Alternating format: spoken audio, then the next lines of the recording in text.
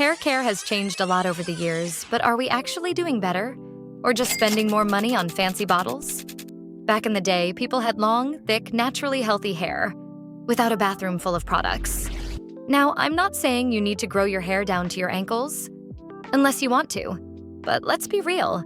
Who doesn't want healthy hair that looks good all the time and not just on wash day? The problem? We've traded patience for quick fixes. Too many chemicals, too much heat. And let's clear up a big myth. Avoiding haircuts won't suddenly make your hair grow faster. Hair growth happens at the scalp, not the ends. The real goal is to keep your hair strong, minimize breakage, and create the best possible environment for healthy growth. In this video, we'll talk about where we are lacking in hair care today, how to combine historical experiments with modern research to create the best routine for your hair type, and I'll share the routine I've created for my hair. Back in the day, people didn't wash their hair as often as we do now. Instead of commercial shampoos packed with chemicals, they relied on natural ingredients to keep their hair fresh and healthy. During the Qin and Han dynasties, long hair was highly valued as a gift from their ancestors.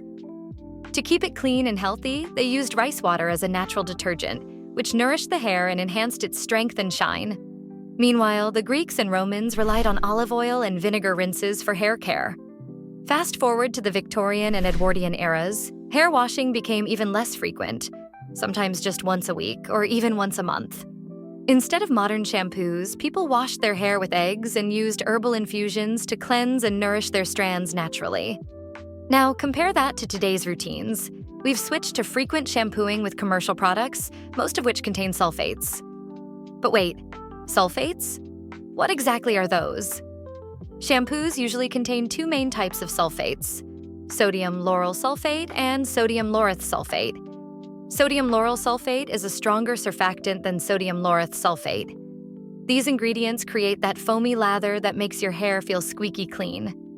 If your shampoo bubbles up easily in the shower, chances are it contains sulfates. On the other hand, sulfate-free shampoos produce little to no lather. Sulfates are powerful surfactants that help strip away oil and dirt from your hair. Sounds great, right? Well, not for everyone. If you have dry, fine, or fragile hair, sulfates might be way too harsh. They can strip away too much of your hair's natural oils, leaving it dry, brittle, and prone to breakage. Now, imagine doing that to your hair every single day. Not the best idea. So, how often should you really be washing your hair? That depends on your hair type and scalp condition. If your scalp gets oily quickly, washing more frequently might be necessary to keep it fresh. But if you have dry or curly hair, washing less often can actually help retain those natural oils that keep your strands nourished and strong. At the end of the day, everyone's scalp is different, and finding the right balance is key. While traditional hair care routines may not fit into today's fast-paced world, that doesn't mean we care any less about our hair. The love for healthy, beautiful hair is still the same. It's just about making smarter choices. That's why switching to organic and sulfate-free shampoos can be an easy yet effective way to maintain long-term hair health. Let me tell you something interesting. During the Victorian and Edwardian eras, food quality wasn't as pure as we might assume. Many everyday items were altered for better appearance and longer shelf life. Alum was added to bread, making it look fine but reducing its nutritional value. Drinks like rum and beer contained harmful substances such as strychnine and copperas, while mustard was colored using lead chromate. So they were also facing food quality issues, just in a different way. Now, moving on to hair care. Edwardian women followed a structured routine to maintain healthy hair. Brushing was a key part of this, done twice a day, morning and evening, in dedicated 5-minute sessions to keep hair clean and stimulate the scalp.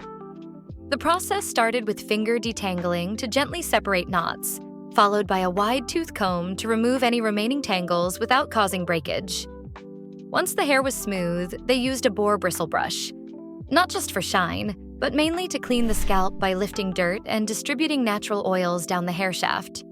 For those looking to adopt this method today, a wooden comb is an excellent alternative, as it helps distribute oils from the scalp to the ends, much like historical tools.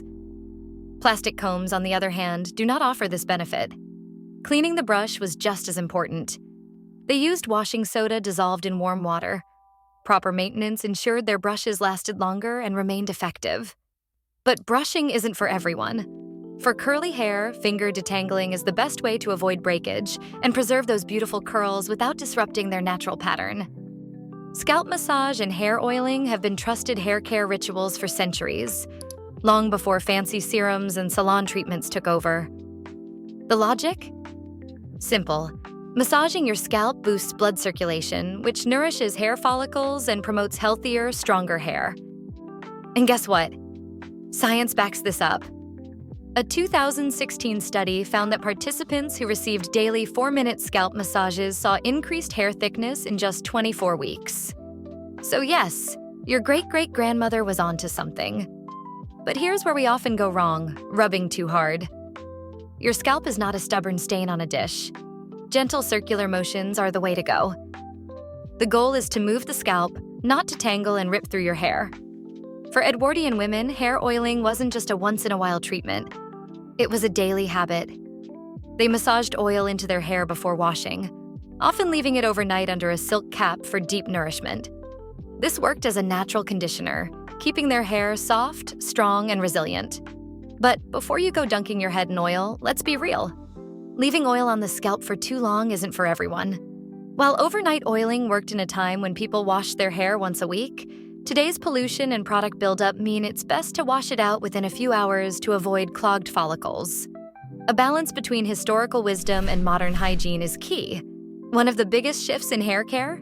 Chemicals, heat tools, and dyes. Modern hair routines revolve around quick fixes, straighteners, curling irons, bleach, but at what cost? These methods may make your hair look great for a moment, but over time they weaken the hair structure, leading to dryness, breakage, and long-term damage. Compare that to the past. People used no-heat styling methods like rag curls, damp braiding, and soft rollers to achieve curls and waves. For color, they turned to natural ingredients: chamomile for golden highlights, henna for deep reds, and walnut shells for darker shades. No ammonia, no frying your hair. Just nature doing its thing. So, what's the key lesson here? If you want strong, healthy hair in the long run, it's all about making smarter choices and avoiding unnecessary damage. Here's how you can do that. First, cut back on heat styling. Instead of frying your hair with straighteners and curling irons, try heatless waves or braiding damp hair overnight for natural curls. Second, choose natural alternatives when possible. Hair dyes and chemical treatments might give instant results, but over time, they weaken your hair. And finally, be smart about extra chemical hair treatments. Constantly exposing your hair to harsh chemicals? Not a good idea. Use treatments wisely, only when truly needed. Your hair deserves the best, so treat it with care. After years of trial and error, I've perfected a routine that keeps my super frizzy hair strong, nourished, and manageable. Of course, my focus has always been on achieving voluminous, healthy, hip-length hair that looks good all the time, not just on wash days. I have super frizzy hair, so my routine is all about keeping it strong, nourished, and manageable. I wash my hair just once a week using a sulfate-free shampoo, applying it only to my scalp to cleanse without stripping away essential oils. Before washing, I do a hot oil treatment, leaving it on for 2 to 3 hours while wrapping my hair in a plastic cap and a microfiber towel to help it deeply penetrate. Between washes, I use a vinegar spray to refresh my scalp and maintain its pH balance. Conditioner? Only on the ends, because we're not about that greasy roots life. There's no compromise on brushing and scalp massage. I brush daily with a wooden brush to evenly distribute natural oils and keep my hair smooth. Scalp massage is another must. It stimulates blood flow and promotes growth, and honestly, it's a total game changer for volume. And let's talk about heat, dyes, and chemicals. Nope, not touching my hair with those. Long-term hair health is the goal, not just a good hair day. And let's not forget, hair care isn't just about products. What you eat plays a huge role in hair growth and strength. But that is a topic for another day. This routine has helped me get the thick, healthy, hip-length hair I always wanted. And of course, this routine includes natural remedies as well. So the secret to long, strong, and healthy hair isn't some magical potion in a fancy bottle. It's consistency, smart choices, and patience. I'd love to hear from you.